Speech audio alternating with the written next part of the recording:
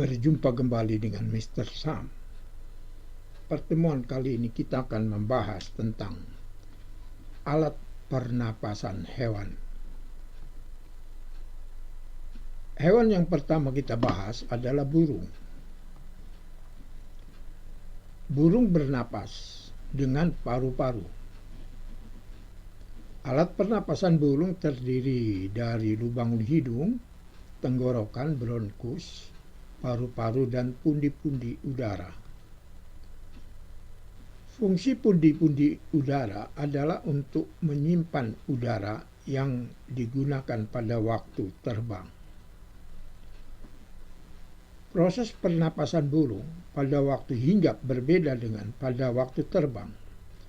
Jadi bernapasnya burung pada waktu hinggap atau berhenti dengan waktu terbang berbeda. Pada waktu hinggap, pernapasan terjadi karena gerakan tulang dada yang menyebabkan udara keluar dan masuk paru-paru. Saat burung terbang, otot-otot yang melekat di tulang dada bergerak aktif untuk terbang sehingga pernapasan dilakukan oleh pundi-pundi udara. Ini adalah gambar dari burung dan bagian-bagiannya. Di sini ada paru-paru burung, kemudian ada lubang hidung, ada trakea, dan ada pundi-pundi dari udara. Kedua, reptil. Reptil bernapas dengan paru-paru.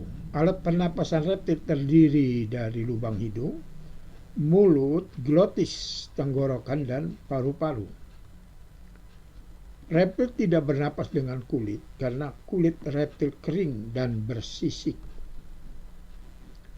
Reptil mempunyai permukaan paru-paru yang lebih besar daripada amfibi. Paru-paru reptil terletak di dalam rongga dada dan dilindungi oleh tulang rusuk.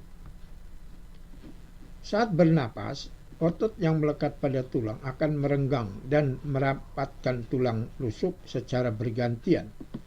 Ketika tulang rusuk merenggang, oksigen akan mengisi paru-paru.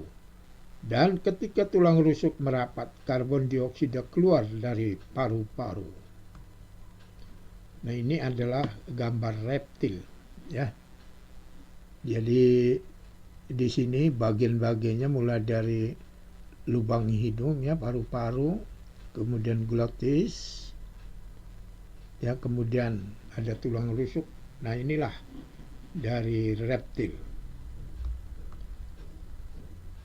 Ketiga, amfibi atau katak. Katak dapat hidup di dua alam, yaitu di darat dan di air. Oleh karena itu katak disebut hewan amfibi.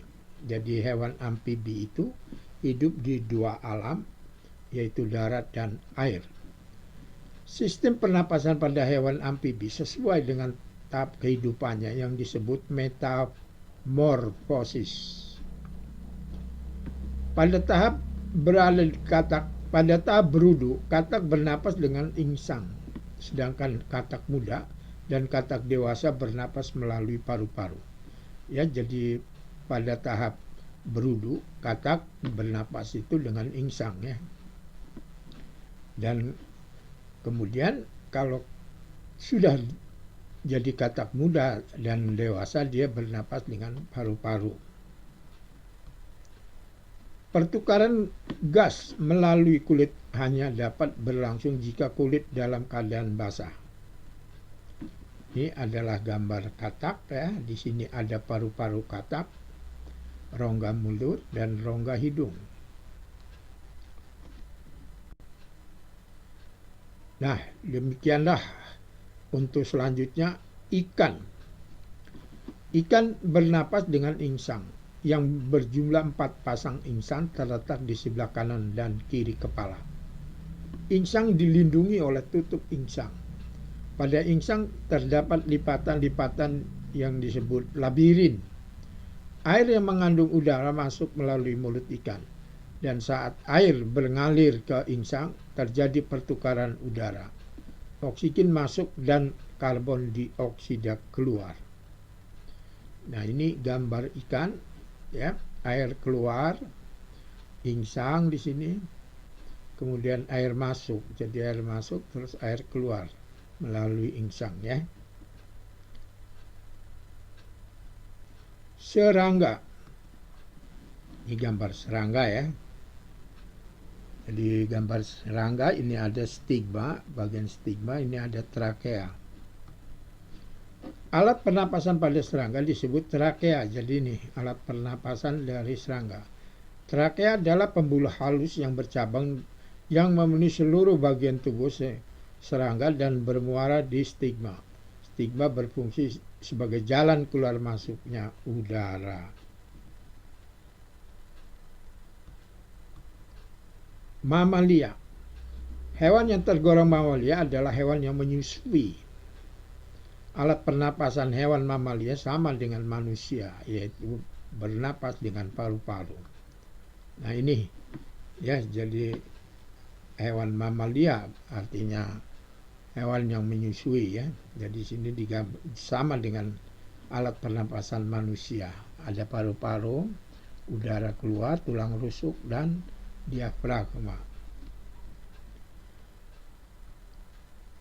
Contoh hewan tersebut adalah kucing, anjing, harimau, dan sapi. Itu adalah hewan mamalia. Nah, demikianlah pertemuan kita kali ini tentang alat pernapasan hewan. Dan materi ini untuk SD, ya, siswa SD. Dan jangan lupa tekan tombol subscribe dan like. Mudah-mudahan materi ini bermanfaat. Sampai jumpa kembali.